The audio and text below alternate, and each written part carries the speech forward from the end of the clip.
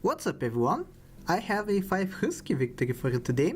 This one actually came to me accidentally because I was grinding for the 5 of a kind Boitata that I must have uploaded yesterday. This just came along randomly and I had no option but to take it. But anyway, I think it resulted in a pretty fun run, so I'm very happy to show it off to you guys.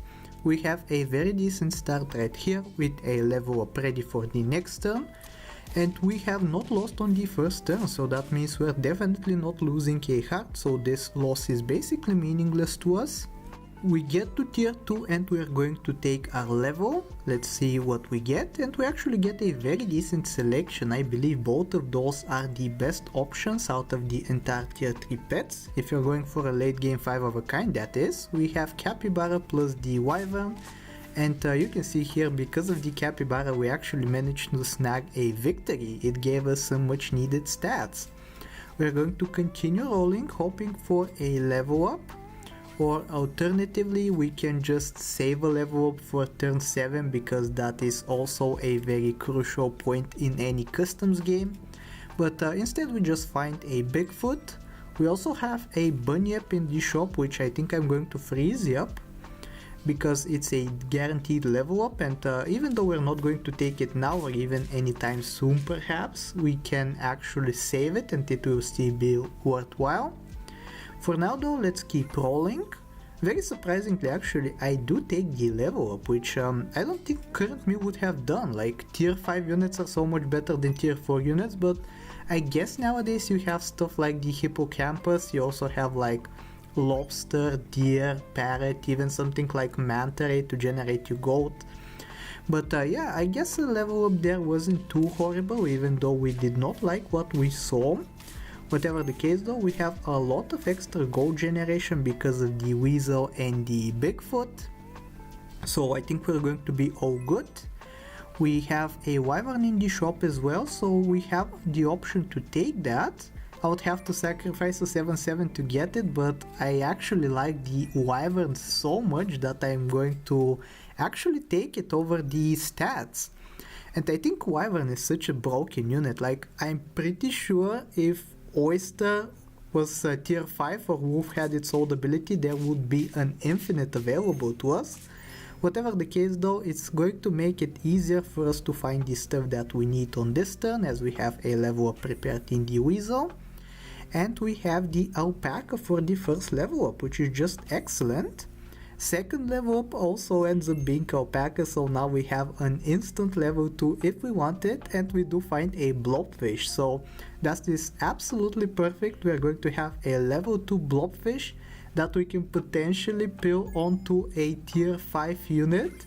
And of course, because this is 5 of a kind Husky, we do actually manage to find the Husky itself. And I think, yep, we're going to take that and immediately blobfish peel onto it. Kind of janky to play this turn out because the alpacas have already used up their triggers, so we don't actually get any extra level ups.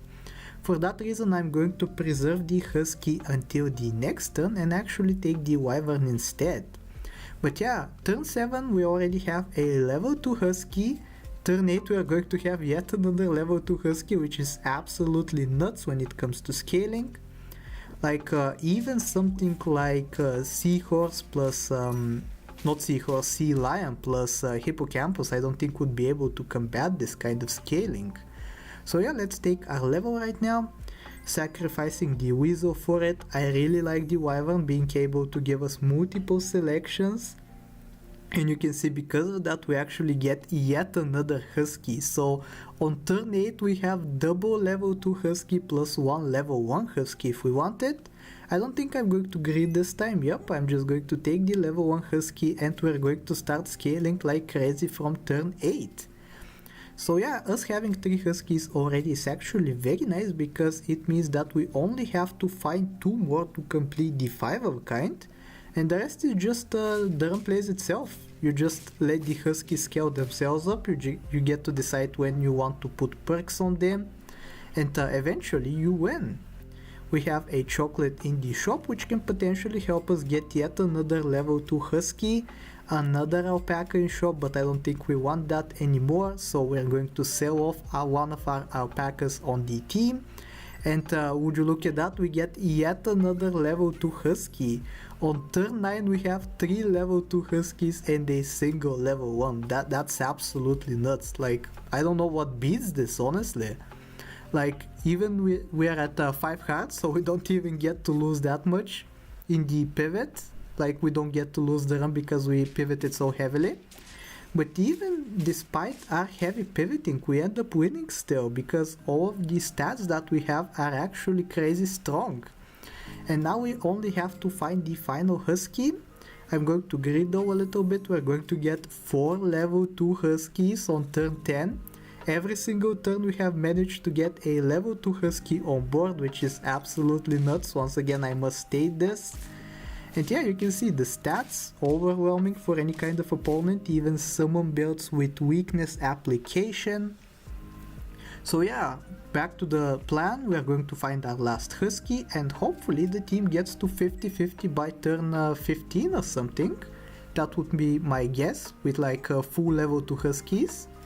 Unfortunately, we did not find a second chocolate there, otherwise we would have really had a full team of level 2 Huskies, which would have been hilarious.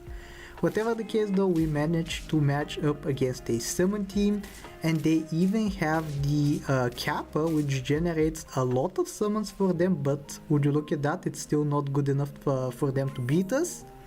And now we have the full level 2 team of Huskies, which I don't know what to say at this point. Just enjoy the run. Like, I'm done playing. I don't even need to buy any perks. The team is just going to win. I'm left speechless. And even though they're kind of cheesy with their jump builds, and they're actually going to snag a surprising victory because of the garlic, it's not going to be a big deal because it gives us more time to scale up and potentially even get one of the Huskies up to 50-50. So yeah, you can see right there the front line is almost there, and by the end of the run it will definitely get there, maybe even along multiple Huskies. We actually get to face a very funny looking opponent here with the Seagull plus Easter egg plus the Turkey giving stats to the Monty. But yeah, this is going to be the run. Unfortunately, any kind of fun build just crumbles to the amount of stats that we have on turn 14, but I hope you managed to enjoy the run. And if you did enjoy, I hope that you like, sub, do all the generic stuff as we finally reposition one last time. And take care, I'll talk to you next time.